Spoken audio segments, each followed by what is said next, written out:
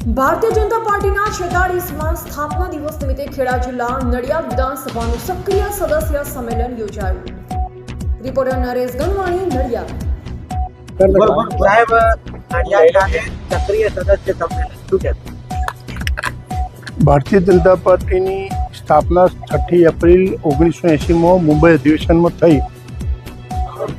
એના પ્રતીક રૂપે દર વર્ષે ભારતીય જનતા પાર્ટી સ્થાપના દિવસ ઉજવે છે।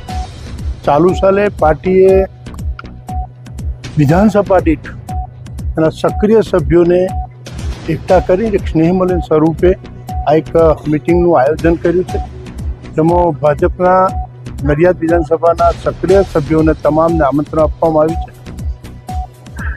અમારા જેવા કંઈક લોકોને આ સમયે ભાજપની ગતિવિધિ સ્થાપનાથી લઈને આજ દિન સુધીની પૂર્વના જંકશનની વાત કરવા માટે, નવા આવેલા કાર્યકરો હોય એ પણ લોકોને એ મુદ્દા સમજાવવા માટે એક સુગ્ન પ્રયત્ન છે, પ્રયાસ છે કે જેથી કરીને કાર્યકરો ભાજપની નીતિ રીતિથી વાકેફ થાય અને નરેન્દ્રભાઈ, અમિતભાઈ, નડ્ડાજી, યોગીજી જેવા ધુરંધર આપણા નેતાઓ દેશ માટે જે કામ કરી રહ્યા છે એ કામને જાણે, પીછાણે, ઓળખે અને એને અનુરૂપ થવાનો પ્રયત્ન કરે, એનું એક આ ભારતીય જનતા પાર્ટીનો પ્રયત્ન છે।